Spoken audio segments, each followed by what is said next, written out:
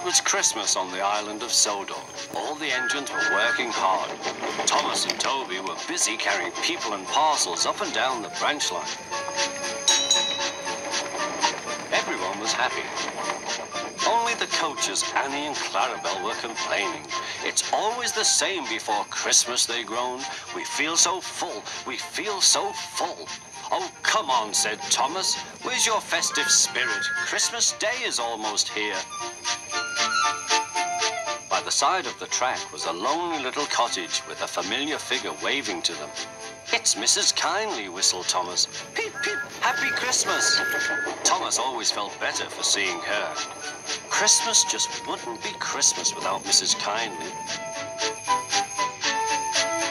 When work was over, Thomas went to see the other engines. All their coats had been polished.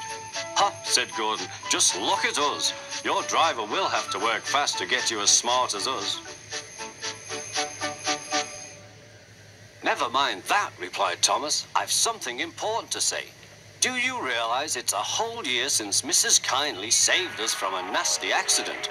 You remember when she was ill in bed and... Yes, of course, interrupted Edward. You told us how she waved her red dressing gown out of her window to warn you about a landslide ahead. And you and Toby gave her presents. Percy joined in, and Sir Topham Hatt sent her to Bournemouth to get better. But, said James and Henry together, the rest of us have never thanked her properly. Exactly, said Thomas. So now I think we should all give her a special Christmas party. Everyone was getting very excited. The drivers felt sure that Sir Topham Hatt would agree, as indeed he did. The engines were all busy making plans when silence fell. Sir Topham Hatt had bad news. The weather's changed badly. Mrs. Kindly is snowed up. Toby says he'll help to rescue her. You must help too, Thomas. There's no party unless you do.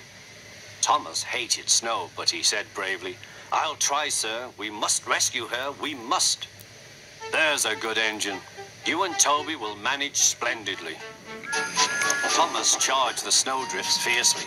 Sometimes he swept them aside. Sometimes they stuck fast, and the men had to loosen them.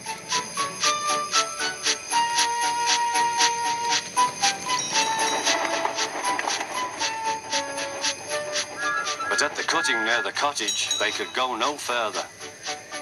Look at that, exclaimed Thomas's fireman. Peep, peep, peep, here we are, whistled Thomas. An answering wave came from an upstairs window. Then they heard a familiar sound. That's Terence, said Thomas. He's come to help too. Sure enough, Terence had a snowplow and was working hard to clear a path to the railway line in safety. At long last, the rescue was complete. Percy took the tired workmen home. Terence said goodbye to Mrs. Kindly and promised to take care of her cottage as he watched them all set off. The engines made good time. No more snow had fallen, but the yard was dark. Thomas's heart sank. Suddenly, all the lights went on. What a marvelous sight awaited Mrs. Kindly. Well done, said Sir Topham Hatt. I'm really proud of you all. Mrs. Kindly especially thanked the smaller engines. Thomas and Toby are all friends, she said. And now, Percy, you are my friend too. Percy was very pleased. 3 cheers for Mrs. Kindly, he called. Peep, peep, peep. They all whistled. We wish you a Merry Christmas. We wish you a Merry Christmas. We wish you a Merry Christmas and a Happy New Year. Thomas the tank engine and his friends thought it was the best Christmas ever, and Mrs. Kindly could think of nowhere she would rather live than here with them on the island of Sodor.